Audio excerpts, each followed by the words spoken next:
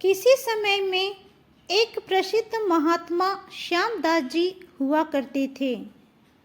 एक समय महात्मा श्यामदास जी रात्रि के समय में श्री राम नाम का जाप करते हुए अपनी मस्ती में चले जा रहे थे। जाप करते हुए वे एक गहन जंगल से गुजर रहे थे। विरक्त होने के कारण वे महात्मा बार बार देशाटन करते रहते थे। वे किसी एक स्थान में अधिक समय नहीं रहते थे। वे ईश्वर नाम के प्रेमी थे, इसीलिए दिन रात उनके मुख से राम का नाम जप चलता रहता था। स्वयं राम का नाम का जाप करते तथा औरों को भी इसी मार्ग पर चलाते। एक बार श्यामदास जी गहन जंगल में मार्ग भूल गए थे, पर अपनी मस्ती में चले जा रहे थे कि जहां राम ले चले वहां। दूर अंधेरे के बीच में बहुत सी दीपमालाएं प्रकाशित थी। महात्मा जी उसी दिशा की ओर चलने लगे। निकट पहुंचते ही देखा कि वट वृक्ष के पास अनेक प्रकार के वाद्य यंत्र बज रहे हैं। नाच गान और शराब की महफिल जमी हुई है। कई स्त्री पुरुष साथ में नाचते कूदते हंसते तथा औरों को भी हंसा रहे हैं। उन्होंने महसूस कर लिया कि ये मनुष्य नहीं हो सकते, ये सब प्रेतात्मा हैं। श्यामदास जी को देखकर एक प्रेत ने उनका हाथ पकड़ लिया और कहा, ओ मनुष्य, हमारे राजा तुझे बुलाते हैं, चल। वे मस्त भाव से राजा के पास पहुंच गए, जो सिंहासन पर बैठा था। वहां राजा के इर्द गिर्द कुछ और भी प्रेत खड़े थे। प्रेतराज ने कहा, तुम इस ओर क्यों आए? हमारी मंडली आज मदमस्त हुई है। इस बात का तुमने विचार क्यों नहीं किया? क्या तुम्हें मौत का डर नहीं है? हंसते हुए महात्मा श्यामदास जी बोले, मौत का डर? और मुझे? राजन, जिसे जीने का मोह हो उसे मौत का डर होता है। हम साधु लोग तो मौत को आनंद का विषय मानते हैं। इसे तो मैं मात्र देह परिवर्तन समझता हूँ। इस पर प्रेतराज ने पूछा, तुम जानते हो कि हम कौन हैं? महात्मा जी ने उत्तर दिया, मैं अनुमान करता हूँ कि आप प्रेत आत्मा हो। इस पर प्रेतराज ने पूछा, तुम जानते हो लोक समाज हमारे नाम से कांपता है। इस पर महात्मा जी ने फिर उत्तर दिया, प्रेतराज, मुझे मनुष्य में गिनने की गलती मत करना। हम जिंदा दिखते हुए भी जीने की इच्छा से रहित मृत्यु तुल्य हैं। यदि जिंदा मानो तो भी आप हमें मार नहीं सकते। जीवन मरण कर्माधीन है। लेकिन क्या मैं आपसे एक प्रश्न पूछ सकता हूँ? महात्मा की निर्भयता देखकर प्रेतों के राजा को आश्चर्य हुआ कि प्रेत का नाम सुनते ही मर जाने वाले मनुष्यों में एक इतनी निर्भयता से बात कह रहा है। सचमुच ऐसे मनुष्य से बात करने में कोई गलत बात नहीं। प्रेतराज बोले, पूछो, क्या प्रश्न है? महात्मा जी ने प्रश्न किया, प्रेतराज, आज यहाँ आनंद उत्सव क्यों मनाया जा रहा है? इस पर प्रेतराज ने उत्तर दिया, मेरी इकलौती कन्या योग्य पति न मिलने के कारण अब तक कुंवारी है, लेकिन अब योग्य जमाई मिलने की संभावना है। कल उसकी शादी है, इसीलिए यह उत्सव मनाया जा रहा है। महात्मा जी ने हंसते हुए पूछा, तुम्हारा जमाई कहाँ है? मैं उसे देखना चाहता हूँ। प्रेतराज बोले, जीने की इच्छा के मोह के त्याग करने वाले महात्मा, अभी तो वह हमारे पद यानी प्रेत योनि को प्राप्त नहीं हुआ है।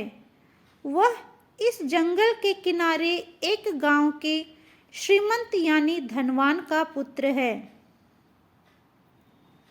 महादुराचारी होने के कारण वह इस वक्त भयानक रोग से पीड़ित है।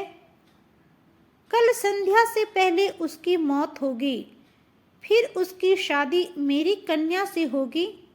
इसीलिए रात भर गीत नृत्य और मद्यपान करके हम आनंद उत्सव मनाएंगे। श्यामदास जी वहां से विदा होकर श्री राम नाम का जाप करते हुए जंगल के किनारे के गांव में पहुंचे। उस समय सुबह हो चुकी थी। एक ग्रामीण से महात्मा जी ने पूछा, इस गांव में कोई श्रीमान का बेटा बीमार है?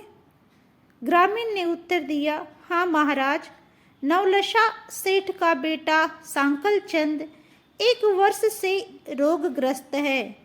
बहुत उपचार किए पर उसका रोग ठीक ही नहीं होता।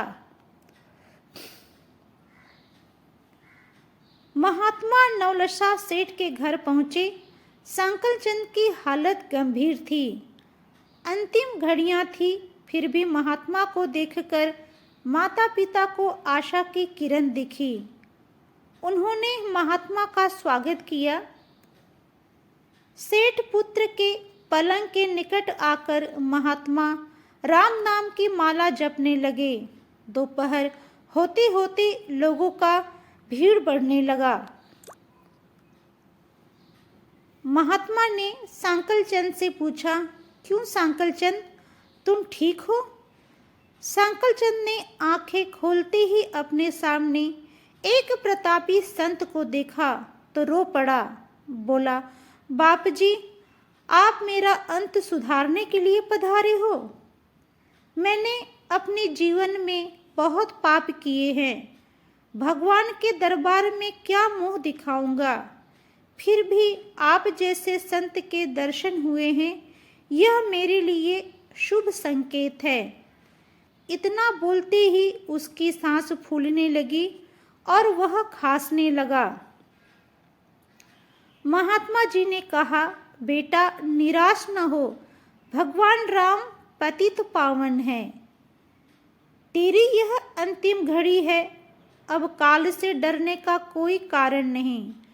खूब शांति से चित्त वृत्ति के तमाम वेग को रोककर श्री राम नाम के जप में अपना मन लगा दे। 100 करोड़ शब्दों में भगवान राम के गुण गाए गए हैं। उनका एक एक अक्षर ब्रह्म हत्या आदि महापापों का नाश करने में समर्थ है। दिन ढलते ही सांकल चंद की बीमारी बढ़ने लगी। वैद्य हकीम बुलाए गए। हीरा भस्म आदि कीमती औषधियां दी गई, किंतु अंतिम समय आ गया। यह जानकर महात्मा जी ने थोड़ा नीचे झुककर उसके कान में राम नाम लेने की याद दिलाई। राम बोलते ही उसके प्राण पखेरु उड़ गए। लोगों ने रोना शुरू कर दिया। शमशान यात्रा की तैयारी होने लगी। मौका पाकर महात्मा जी वहां से चल दिए। नदी तट पर आकर स्नान करके नाम स्मरण करते हुए वहां से रवाना हुए। शाम ढल चुकी थी।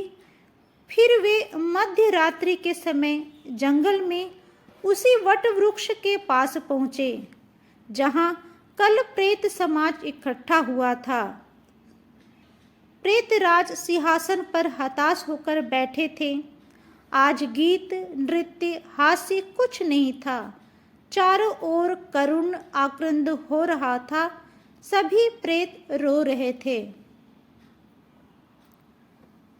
महात्मा ने पूछा, प्रेतराज, कल तो यहाँ आनंद उत्सव था, आज शोक समुद्र लहरा रहा है, क्या कुछ अहित हुआ है? प्रेतराज बोले, हाँ भाई, इसीलिए रो रहे हैं। हमारा तो सर्वनाश हो गया। मेरी बेटी की आज शादी होने वाली थी, अब वह कुंवारी ही रह जाएगी। महात्मा ने पूछा, प्रेतराज, तुम्हारा जमाई तो आज मर गया है, फिर तुम्हारी बेटी कुंवारी क्यों रही? प्रेतराज ने चिढ़कर कहा, तेरे पाप से। मैं ही मूर्ख हूं कि मैंने कल तुझे सब कुछ बता दिया और तूने हमारा सत्यानाश कर दिया।